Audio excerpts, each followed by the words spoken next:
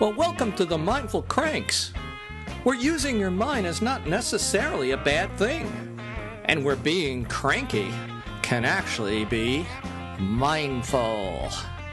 Let's crank it up. I spoke with Kathleen Gregory, whose chapter, The Modern Mindfulness Movement and the Search for Psychological Redemption, I came across recently in Richard Payne's new edited volume, Secularizing Buddhism, published recently by Shambala Publications, and whom I spoke with in the last episode. Kathleen's chapter offers a very unique perspective on modern mindfulness because she is both a licensed therapist and clinician, as well as a longtime Buddhist practitioner, so I sought her out. Our conversation explores the process by which mindfulness was psychologized, which accounts very much for its widespread diffusion and popular appeal in Western culture. One of the key lines of inquiry in this conversation is how mindfulness meditation was reimagined and even repurposed as a technique that speaks to our familiar ways of how we see ourselves. Mindfulness essentially became a tool for fixing the self, that is, for addressing the deficits that are seemingly in need of improvement and redemption. A little more about Kathleen Gregory. Kathleen is an Australian psychologist with a PhD in Comparative Philosophy. And she's been an associate professor. She has taught for many years in graduate counseling programs, both in Australia and the United States. She currently works in the Graduate Careers Development Program at RMIT University in Melbourne. She is also former Dean of the Graduate School of Counselling and Psychology at Naropa University in Boulder, Colorado. She has been a student of the late Traleg Kyabgon Rinpoche. Well, thank you again for listening to the Mindful Cranks. I hope you can subscribe to our newsletter by going to our website, the Mindful Cranks, mindfulcranks.com. And as always, we appreciate if you can rate and review the Mindful Cranks on your favorite podcast platform, whether it be Apple Podcast, Chromecast, Spotify, whatever it may be. These reviews really do help people to find us. So thank you again, and I hope you enjoy this episode. Well, welcome. We have Kathleen Gregory to the Mindful Cranks podcast. So welcome. Thank you for joining me. Thank you, Ron. Thanks for the invite. And I've invited Kathleen here because I read a chapter in a recent book that Richard Payne edited, who I interviewed in the previous episode, a book called Secularizing Buddhism, just published by Shambala. And your chapter, The Modern Mindfulness Movement and the Search for Psychological Redemption, I really, really resonated with a lot of your observations. So I'm really happy that we can talk and explore this a little further. And maybe it's good to start out by maybe just saying a little bit about your background and how you came to this topic. Would be probably a nice way to start. Sure. Thanks, Ron. Sure. So I'm an Australian, maybe you can tell by my accent, and I'm a psychologist, and I would say was a psychologist for maybe a few years before I met Buddhism. So my growth, both as a psychologist and as a Buddhist practitioner, have kind of gone hand in hand. And so I've been involved in clinical practice as a psychologist, and also in the universities in teaching graduate counselling, in teaching graduate counselling programs, both here in Melbourne, in Australia, and also I did teach at Naropa University in Boulder, Colorado, in their Graduate School of Counselling and Psychology, and was dean of that college. for a little bit before I returned to Australia in end of 2019. So as I said, yes, I feel like my development as a Buddhist practitioner in the Tibetan tradition and my development as a psychologist and academic have kind of really, gone together over these couple of decades, I would say. Yeah, that's why I think you have a very unique perspective on this topic of mindfulness and how it's made its way into the Western world and become a very popular practice. You see it both from when you're wearing your counselor hat and also as a practicing Buddhist. It's very interesting. I didn't know that you were at Naropa. It's an interesting place. I never took classes there, but I used to walk by Naropa quite a bit because I used to go on retreats at the Nyingma Institute. Oh, right. At the time, they had a very small center there in Boulder from about, I think it closed shop around 1992. But, very interesting. They have many different types of programs at Naropa, right? It's become a real university. It's not just a Buddhist institute. That's now. right. Absolutely. Yes, yeah. Absolutely. Yeah.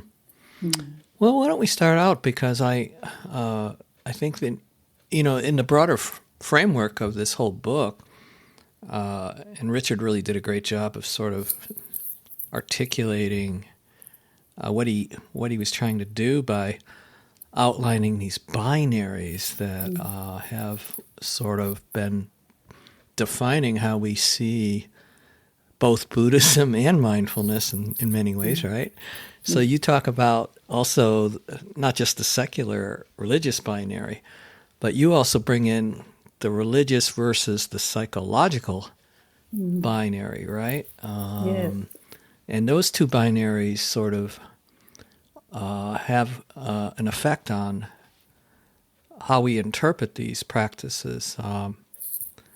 Can you say a little bit about that? I know that you also kind of elaborate by talking how Buddhism has its own sort of way of thinking about psychological and religious realms. So yes, yeah, no, that's great. Yeah, that's right. I mean, it feels like, we're really in this process of secularizing.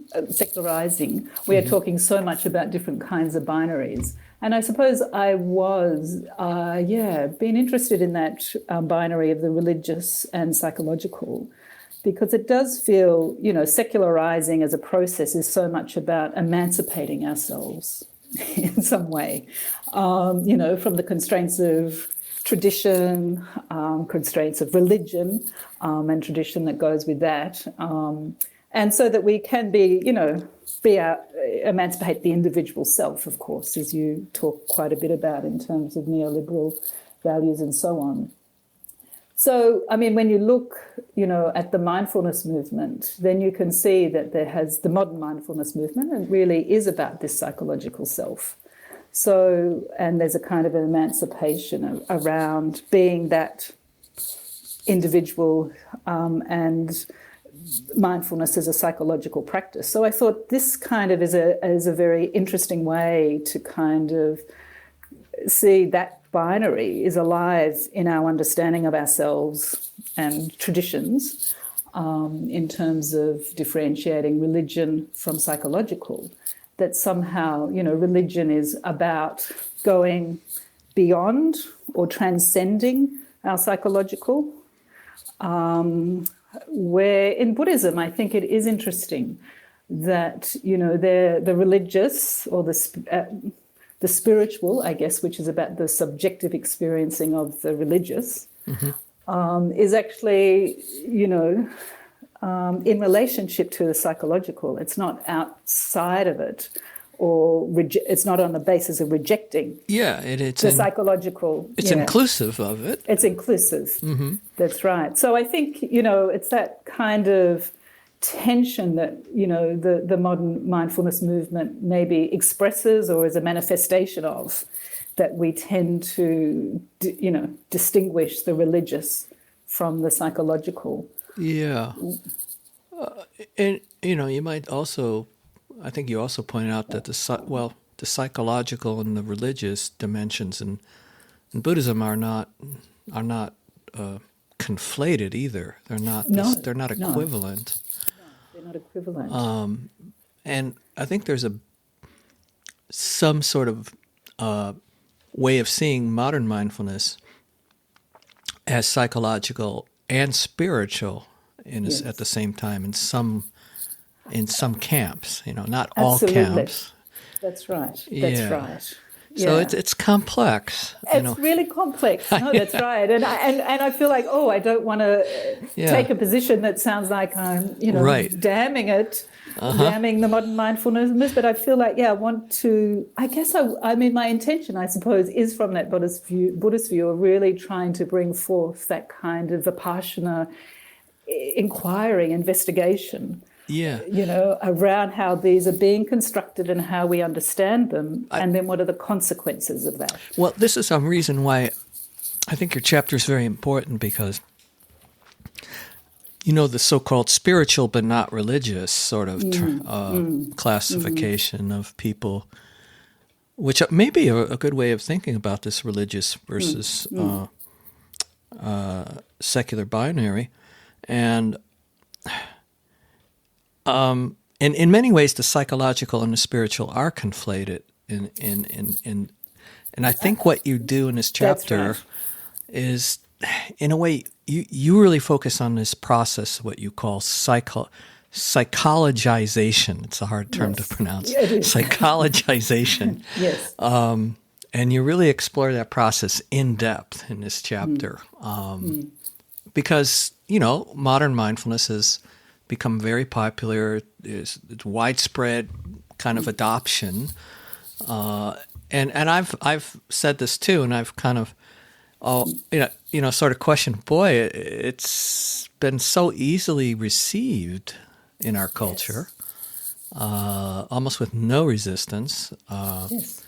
And there's something going on there. That's right. Isn't it curious? Yes. Yeah. And so why don't you talk a little bit about this process of psychologization and what's unique about it? That's right. Well, I think my starting place is kind of the same as yours there, Ron, that it's kind of curious that the discipline of psychology has just been legitimately the conduit for mindfulness practice into the West without, and that we just take that for granted and not kind of think about that and not think in a way of psychology as a way of thinking, like it's but it's so familiar to us, I think. And that is what really psychologization kind of refers to. We take it for granted. We take it for granted. That's just the way we intend upon our experiences and the world and others, is through a kind of psychological lens where, we're always, kind of using knowledge, psychological knowledge, to make sense of ourselves and the world and others. And, so that it is kind of, this is just, it's second nature. This is just what we do as kind of being a modern kind of subjective being, is being a psychological being.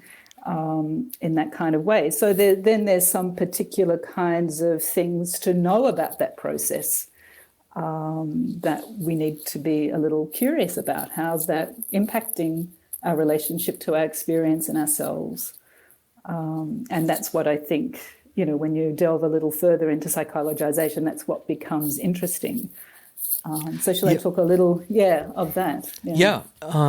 You said a couple of things that... Yes.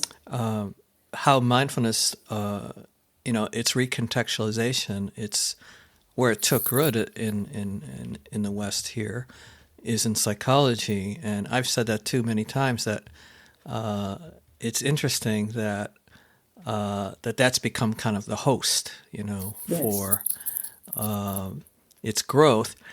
And, what would have happened if mindfulness took root, like in the arts or I don't know, what if it took root in a socialist country or something, or in a political domain? I mean, there could have been other kinds of host, but like you say, it seems like, and you make this point really clearly in this chapter, is it speaks to what we are already familiar with.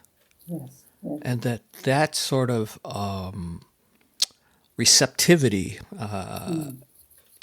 is partly probably why it's become so easily assimilated into the Western modern culture, because it's kind of reconstituting, meditation in ways that really don't question the nature of ourselves, but really we reinterpret and kind of recontextualize mindfulness meditation in familiar ways that we can kind of make sense of. Is that kind of... That's right. And in a way, then, I would say, like I said something before, it's not like you can kind of even maybe blame mindfulness, the modern mindfulness movement, in a way, because it's actually expressing that very context, that psychological context that we are familiar with. Mm-hmm. So it has been, that's right, it kind of goes forward from that kind of lens. And then, we meet that and engage it and, continue to kind of create the same kind of psychological reality that we live in. Right. And that from a Buddhist view, you could say, and also from a psychologist view too, that actually can, perpetuate our sense of suffering or dissatisfaction. So that's, the kind of, where I'm kind of trying to go with that analysis or understanding. Yeah, and you use the term in the title. It's you say mindfulness as a form of psychological redemption. What was your thought behind that choice of title? Well, I like it because it's a bit provocative. It is. I mean, I think redemption, psychological redemption for me, it's about, trying to get it right, trying to get ourselves right, trying to, be better. To redeem ourselves, obviously. To redeem ourselves in some way from... Do you think there's any Judeo-Christian baggage behind that? Or because redemption is more of a religious Judeo-Christian term, I think. It is, I know. Well, I don't know. I guess... I didn't want to... I suppose I wanted to use that term with some ambiguity and possibility. No, I know. To all of those things. But I do think we are kind of... I think, what's kind of at the heart of psychologization, maybe that gives us a bit of a clue that may also link somewhere to that kind of Judeo-Christian kind of view of human nature, but I think there's two major, processes that are involved. One is that there is a position you start with of impairment or deficit. Yeah. In relation to the self. In the Judeo-Christian, it would be sin. That's right, sin, or, we're born bad, so to speak. There's some sort of inherent, not deep deficit of some kind. That's right. Yeah. So there's a parallel there. And then there's, a sense of differentiation then that you then intend upon, look at your experience in terms of differentiating, the right from wrong or the good from bad. One has to improve oneself. And one has to improve oneself, absolutely, And so I think, yes, there's some parallel. So I think redemption is a provocative word that I hope, I hope does kind of make us think a little about how all of those kind of ideologies, so to speak, may intersect. Yeah. Just in the accustomed ways we are of relating to ourselves and our experience. Mm-hmm. That's what we're talking about through the process of psychologization. Yeah, so we're kind of viewing mindfulness practice through this kind of psychological lens. Yes. And like you said, it in a way we're kind of remaking mindfulness in our own psychological image of yes. Because it's on our terms. That's right. There's nothing really fundamental that in terms of a way of knowing that has to change. In fact, mindfulness becomes just kind of almost like a supplement or a complement to our existing cultural way of knowing. That's right. And that's what I found really, really interesting. Yes. And then you kind of go deeper in a way because, and I would suspect that you've seen this from your perspective of being a counselor and therapist, is that mindfulness has become a way of trying to be better. So say, what do you mean by that? How does that play out for you in your observation? I mean, it's feel better. Feel better. Yeah, we want. I think there's, certainly even in the way the research, the psychological research, clinical research, also really defines three kind of main areas, which I think are reflected in people's motivations and hopes around mindfulness. I mean, I have to say, even as we're having that, I guess what for me arises is a sense of compassion, because I think, wow, because I do see we suffer with this kind of mode of engaging with mindfulness. So, we want to kind of feel better. We're looking for some kind of clinical change related to our experiences of depression or anxiety or general unhappiness or whatever it might be. So there's definitely, we're looking to feel better. Yeah. I've often called this therapeutic mindfulness. Yes. And maybe, I also do think from a practitioner point of view, and I think that, that maybe that is also a developmental place we start, but, that maybe a sideline to this conversation.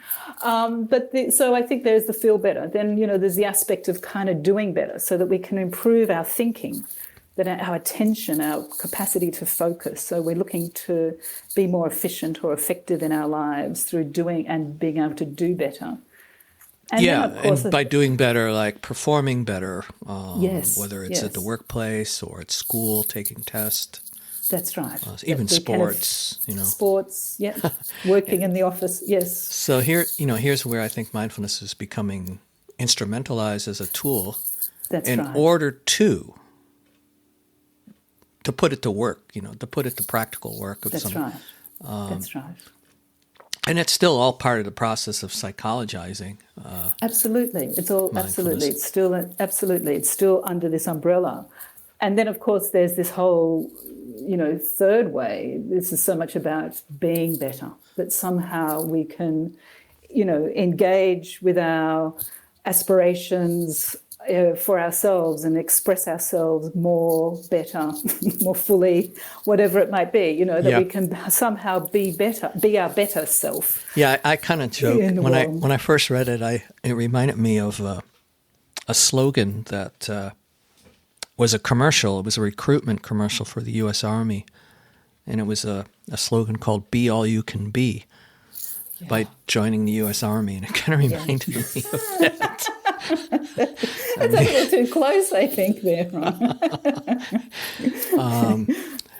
But it's interesting that, maybe coming back a little bit to this idea of the deficit orientation, because you make kind of a couple of points that, this whole idea that we have to be better, we have to become better, we have to kind of like patch up the leaks in our self-image, fill the cracks up. And but you say this can actually be problematic in some ways, like it can actually kind of fortify this, in the process of trying to fix this deficit orientation, it can actually make it even worse in terms of its if people can feel like they're inadequate or that they tried mindfulness and it didn't work, in quotes, didn't work. That's right.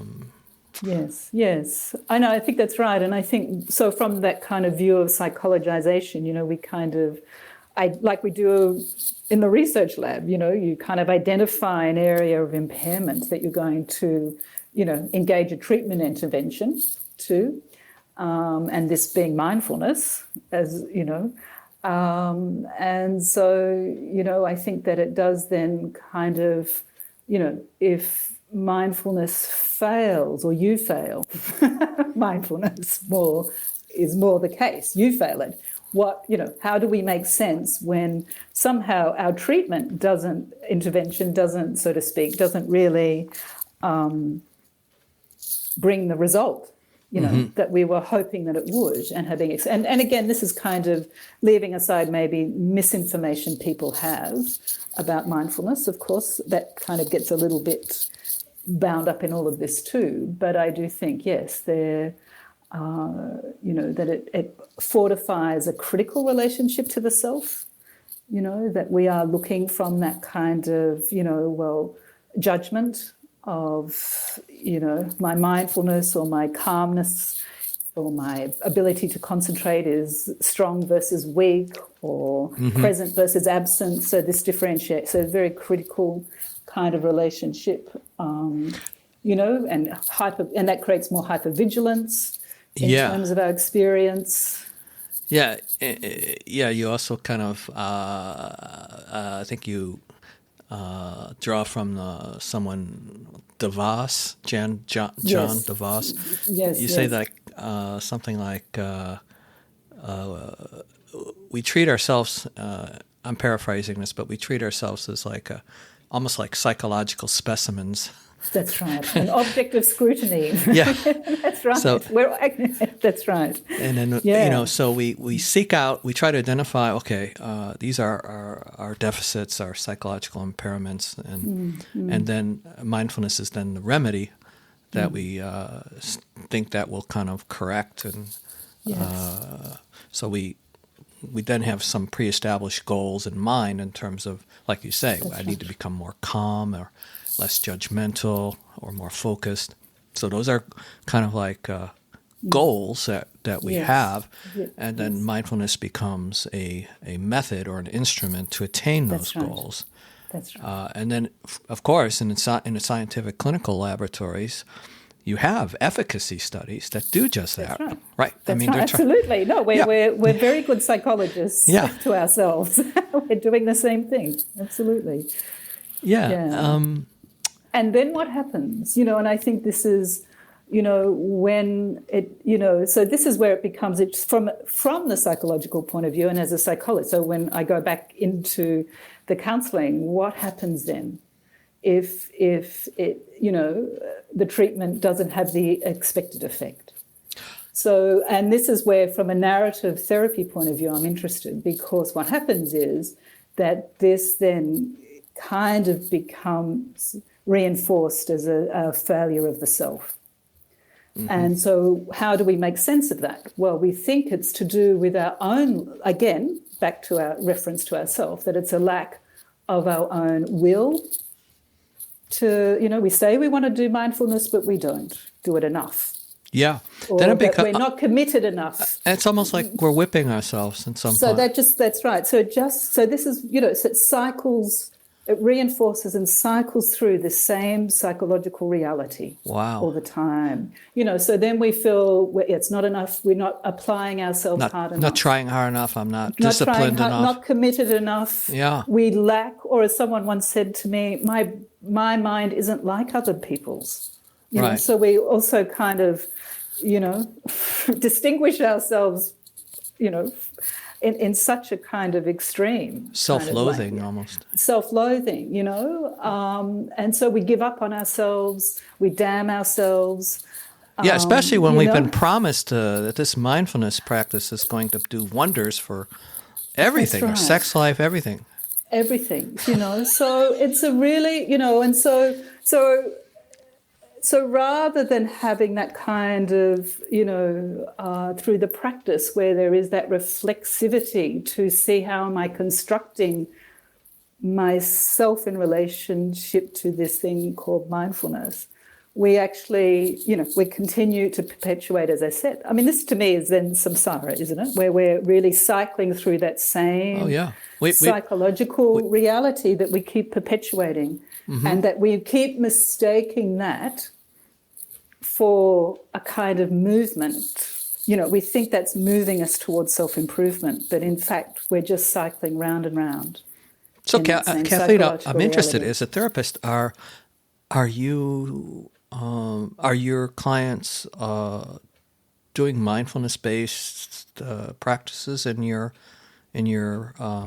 clinical counseling work? Do you recommend that? Or I mean, it's interesting. Yeah, no. Since you know these issues, I'm wondering. Yes. Or do you kind of rescue and help people recover from being mindfulness practitioners?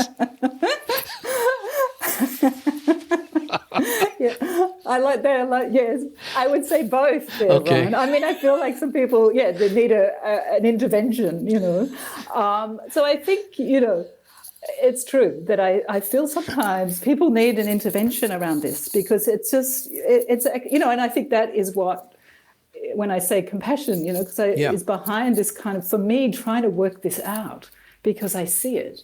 Mm-hmm. And, and I have said sometimes, very directly to people, stop making yourself into a project. Like it's just exhausting. Oh, yeah. The way people, Yeah, I mean, and I've seen it too, where people feel like they have to be mindful all the time. It's like, can't you let yourself have some fun?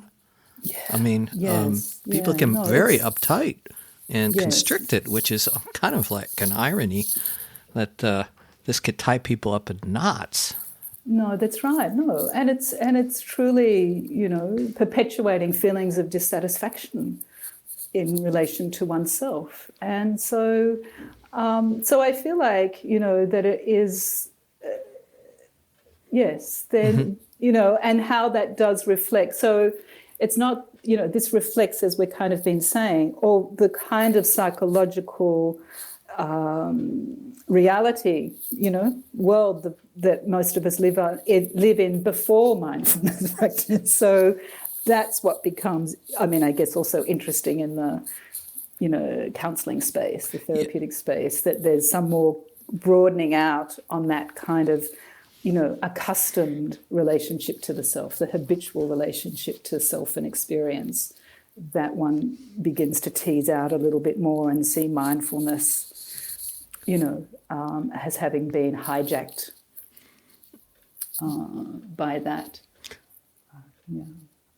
Yeah, I think we've probably already been touching on it, but there is a bit of a further kind of deepening of this when you talk about how mindfulness, maybe we've been already talking about it, have this kind of, it's a splitting within the psyche, or kind of more of a fragmentation of people's inner experience.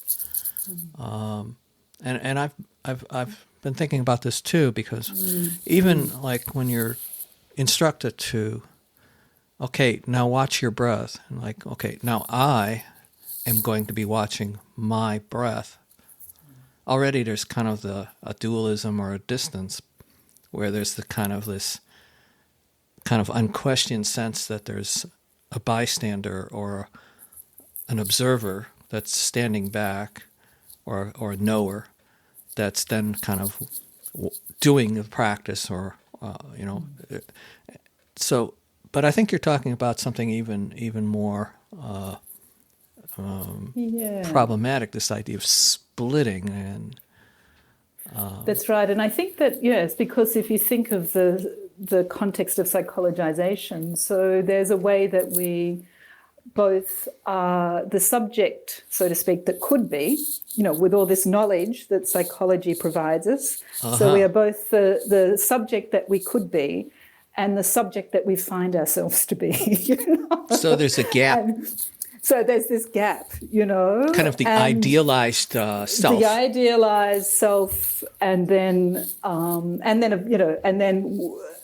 the self we find ourselves to be, and then then there's this kind of process of trying to manipulate who we're trying to be that idealized self. But and I think so much hope about who we could be, and fear about who we think we are, is kind of confronted, I think. Yeah, I think that's a good way of describing it, and so people kind of project these expectations into the future. Barry Magid, I don't know if you're familiar with his work. He's been on the podcast too, Well, he talks about it more even like within, for Western Buddhist practitioners, they have these curative fantasies, is what he calls them. Curative fantasies of what awakening it will do for them. Yes, yes. But it's similar in a way. It's very similar. Absolutely. And again, if we are thinking of this process of, really psychologization as being the water we're all swimming in as contemporary people, yes, as a Buddhist practitioner, this is the psychological reality I confront when I'm on the cushion and with my expectations of what Buddhism and Buddhist practice will do for me. So I think, yes, that's exactly right. What are those expectations that we bring, whether we're practicing mindfulness in a secular context or as in a Buddhist context? The whole problem of goal-orientedness is quite prevalent, isn't it? Yes. But going back to another point, when you said that the subject sort of already thinks they know what they could be, because they have acquired a lot of information. And that kind of reminds me of Nicholas Rose's work, the British sociologist who started to kind of talk about what he called the psi disciplines, where institutional authority and scientific and professional expertise becomes so prevalent in society that, this kind of institutional authority, professional expertise, where psychology is now, like you say, a way of thinking in our culture. And then you make a really interesting point, like 100 to 120 years ago, when Freud was just coming on the scene. It was like, Freud is trying to say, people have minds, and there are like other motives going on in their minds, and people are like, what are you talking about? That's right. Unconscious? He was like a heretic, That's right. But now it's like, of course, That's right. That's right. And, but you've made a very important point there too. Sorry, Ron, too. That in fact the psi discipline. So it's the authority of that knowledge. So the coupling of mindfulness with psychology again reinforces that the expert knowledge there, the authority of that knowledge. Yeah. Mm-hmm. So that then kind of compounds that feeling of potentially personal failure in relation to the practice, because this is authority knowledge about mindfulness practice and the effects it will have if you do it. So I think that is an important context, to the psychologization of society, so to speak, and the place of psychological knowledge. But yes, I think it is curious to think of, like it's hard to believe, being in Freud's world and being in the current world,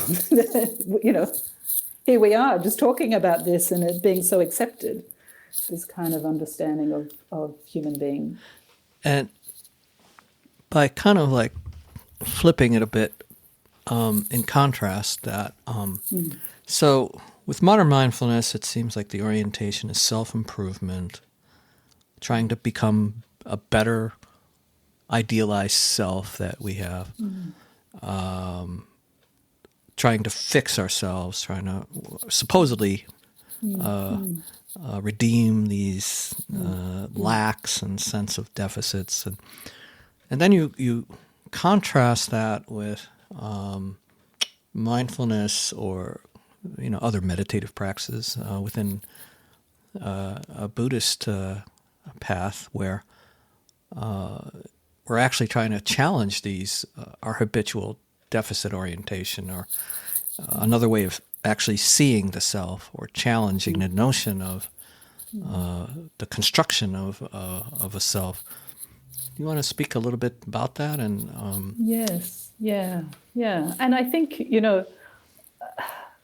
I think as we said before, and that's certainly the point I make a number of times in the chapter, that those ways that you've just characterized the modern mindfulness movement as I do, is the accustomed ways we have of seeing ourselves and relating to our experience, where it's kind of been, I feel, maybe to borrow, the idea of a koan from Zen into Tibetan Buddhism, but it feels like it's been what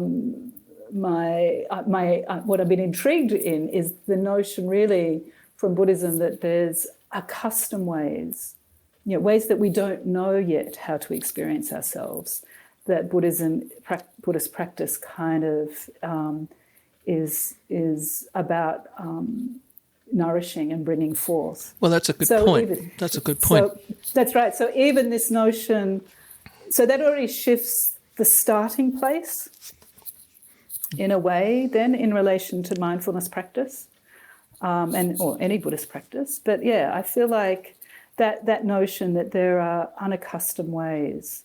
And so, yes, there are ways, so that means we need to investigate and understand how we are continuing to make, the world relative to ourselves through our accustomed and familiar ways of being and thinking.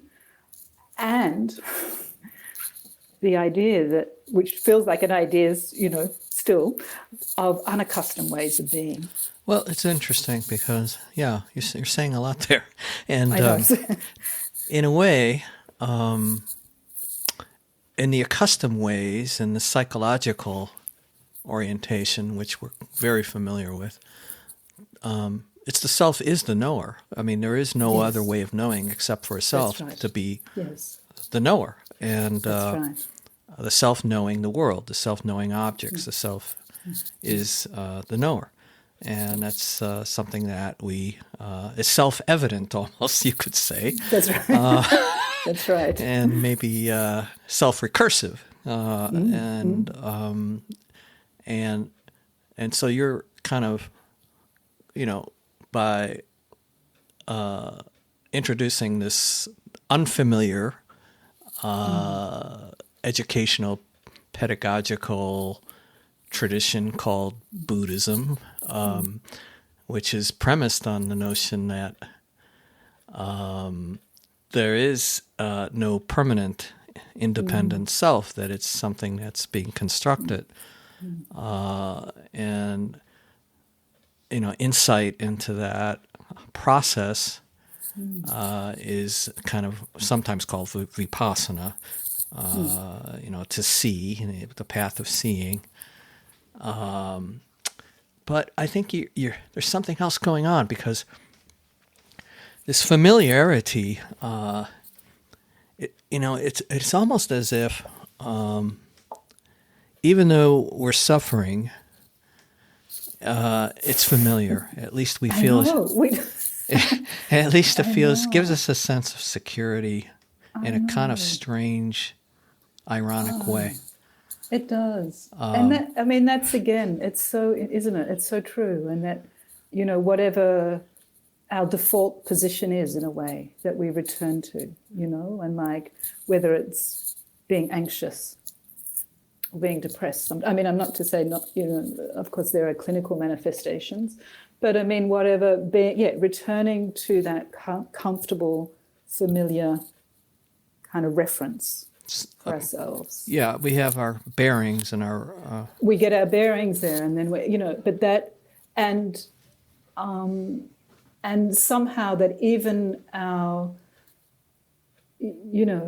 the aspirations to be better. That's not, that isn't something to just be thrown away. No, because there's some... there's something intelligent in that. There's an intelligence, there's an impulse. That's an impulse, there's an aspiration that's very important. And I think that is often also, I know in Buddhist ethics what's always interested me, that there's both aspiration and endeavor. And I feel like, that sense of aspiration is so important to kind of nourish and to understand and, give space to. But we are so much about the endeavor, and that's where the evidence is, or that's what we have to do. So, we don't... Yeah, because, the burden seems to be on the self to do all the work. To get it right, to be willful, to be committed, to be, to push themselves to this, that it's just a matter of your own capacity, commitment, will, that these things will happen. Yeah. Where in fact that is the psychological spinning reality, spin that we go. I'm spinning my hand around that listeners can't see, but that's the spin. That's the samsaric spin. Yeah, so self is sort of seen as the source from which all sorts of endeavors have to, like you say, it's a very willful self. The self as an active agent, the self as the doer that's going to take hold now very diligently of this practice and this method. Whether it's modern mindfulness or whether it's Vajrayana practices, whatever it may be. Anything. We all do it at some point and ongoingly, maybe more subtle, sometimes more gross levels. Most of us and then are doing this. And then if we have glimpses of the kind of more of a liberatory space or kind of an unfreezing of our sense of constriction in our experience, then we immediately say, now I'm back to, I've lost it. Now I have to get it back. And yes, no, that's right. And that's so we're kind of, my sense is that we're very afraid of being too big. It's the way I would put it is that we kind of recoil from this kind of unlimited way of being, which is not confined to these reference points which are familiar to us. Yes. And we kind of contract or kind of come back very quickly to our sense of self, which is familiar, and then kind of perpetuate. We're kind of in this back and forth kind of tension a lot of times. Yes. Yeah. No, I think that's right. And I mean, I really think what we're talking here is, to me, what I kind of keep thinking of is the becoming of a Buddhist practitioner, isn't it? Becoming. That process of becoming. Well, it's interesting you use the word becoming because it feels like we see a glimpse and we're afraid and we retreat and go back to what is familiar. Well, we also want to try to make sense of it in familiar terms, familiar ways. We have to kind of we got to fit it back into our frameworks, and that's right. And we feel like if we don't grab hold of it and try to conceptualize it, we'll lose it. But it's actually doing that. That's right. Kind of constricting. Right. We keep constricting, So it's, and that process is interesting, like that being able to, not to get fascinated. Again, it's not to get fascinated by this, but to notice and let go. Notice and let go, I think there is a kind of a romanticizing these what may be called special states. Yes, that's right. But and again, what's the duality that's kind of in which they're understood? Do we, is it on that basic kind of, as we began our conversation with, to say there's a kind of religious versus psychological? So, those are romanticized, other transcendental states are on the basis of rejecting the psychological. So that binary, when we take that forward, also becomes problematic. Us. And then you have the duality between what's considered formal meditation and everyday life too. That's right. That this sense rather of, in a way, for me, we start with view in Buddhism, don't we? And the kind of the radicalness of this idea of encompassing all that we are and all that we could be is our starting view. and having a sense of that personally, bringing these ideas close to ourselves and changing even the idea of ourself, to accommodate and, those possibilities of experience and of knowing what we're unaccustomed to knowing. Well, that was a nice little exploration, and maybe circle back a little bit back to what we were talking about in terms of how now we have contemplative neuroscience and neuroscientific studies of the brain, neuroscientific studies trying to find the neural correlates of meditation and mindfulness, which, has been played out in popular media through looking at all the colorful fMRI images of the meditation changes your brain. That's the big, that's the hype that meditation. Look at this brain. This is your brain on mindfulness. And then in Silicon Valley, it's really quite hip and popular, this idea of neurohacking or brain hacking. I'm going to hack my brain, and so you bring this up a little bit too in your chapter towards the end. What do you see going on there with this whole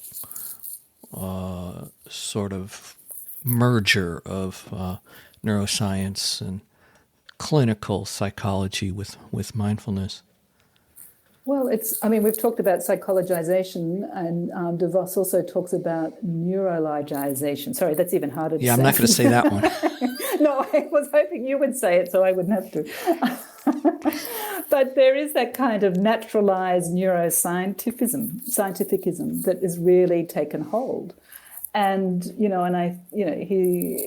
really, distinguishes that as that movement we've had from, having a brain to being a brain. Mm-hmm.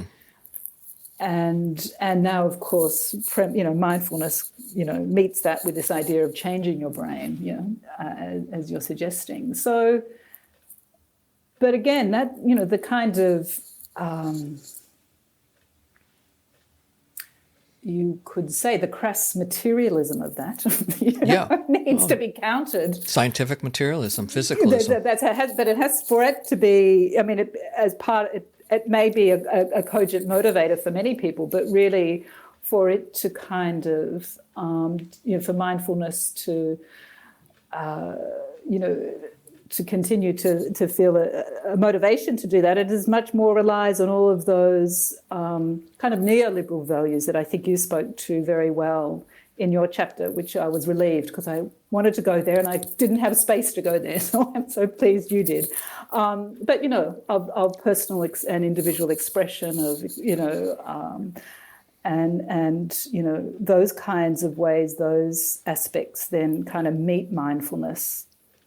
Yeah, and I think that there's a lot of confusion as a result of this too, because, before we may have considered our mind as being the source, and now we're told that the brain is the source, and many neuroscientists say there is no self, and a lot of people say, oh, that sounds like Buddhism, but if you really look deeper, they're really saying, no, this whole idea of the self and the mind is just an epiphenomena of the brain. It comes right back down to atoms and chemistry. That is the generative source of our experience. And this, to me, is a very confusing kind of soup that is being brewed in our culture in terms of trying to understand the nature of mind. Yes. But those are other questions that probably for another day. No, but they're important, and I know I could only, in the chapter, had a little bit of room for this, but again, I think just as it is with psychologization, I think it is really important that we think about the consequences of those kinds of views and understandings, and what do we mean when we say we're changing our brain with mindfulness? What does mindfulness clean out the brain or something? I don't know. Where does not no attention. I don't know what happens, how, and it's not just to, be, smart about it, but it's actually to really try and do that investigation and analysis, and then to look for the impact of those thoughts on us then. Like, what's that mean for me and how I view myself and myself in relation to the practice? Is this helpful to me or not helpful? To bring some discernment, discrimination to how we are seeing things and the beliefs and assumptions we're working from is really important to the practice. I wrote a chapter with David Lewis, my a co-author, who's also been on the podcast, for the recent volume, the Oxford Handbook of Meditation. Our title of our chapter was Neuroscience, Help or Hindrance? Yes, indeed. And so when we kind of talk about how it's kind of reified in some ways, even strong, even in a more powerful way, that the notion of a self that is kind of almost buttressed or bolstered by this idea of that the brain is the source of experience. And that could be very problematic for Buddhist practitioners that are actually trying to see the nature of emptiness, the emptiness of phenomena. That's when lurking behind is this kind of view, which may be problematic when you're trying to open up the partitions within one's psychophysical embodiment. These are kind of clunky little concepts that are lurking in our deep, kind of innate sort of presuppositions that we embody. The idea that the brain is the source of experience, or maybe we say, oh, it's the mind. Okay, well, when we turn to try to see the mind, we don't really. It's very difficult to see it. That's right. So these are all sort of problematic in many ways.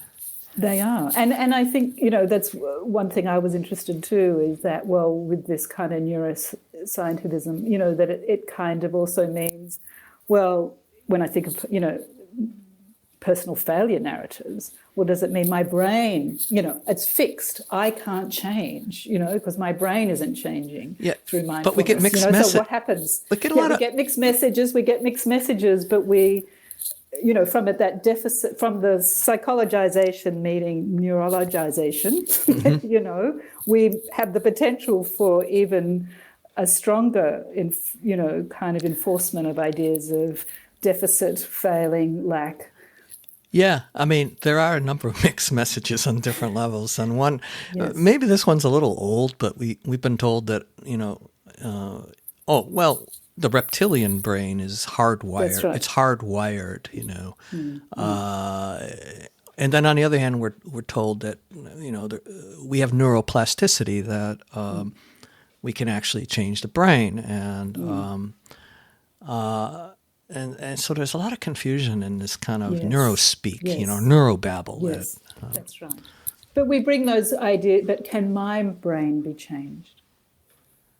That's how are these things brought personal and made close to our own sense of experience and used to either help or hinder us? I think that's exactly right. And there are some in terms of meeting our aspirations. There are some programs like in mindful schools where part of the curriculum is that students are taught this kind of folk neurology about the amygdala, for example.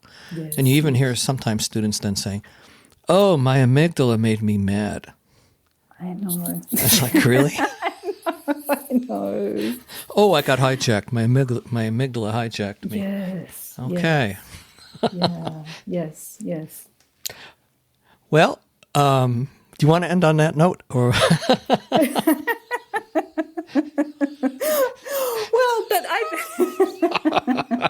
maybe. I think maybe. It's a great point because we should listen to ourselves, shouldn't we? I mean, that's when I hear, I think, do we listen to what we say to ourselves about ourselves? Well, we tell ourselves a lot of stories. We tell ourselves a lot of stories, and we don't talk to ourselves. Most of us do not talk to ourselves very kindly. I mean, so right. I think it's very important that we do listen to ourselves and listen to the way that we are incorporating mindfulness or Buddhism or any practice into our lives with the aspirations we have that we should honour to be better in some kind of way. But what is the way that we're doing? How are we intending upon that in how we relate to these practices and to ourselves? And those things, listen. We should listen. Well, very good. I've been listening intently to your wisdom, and I really appreciate you being on the podcast, and really enjoyed the book and the chapter you contributed to Secularizing Buddhism. So thank you, Kathleen. Thank you, Ron. I really enjoyed this conversation. Thank you.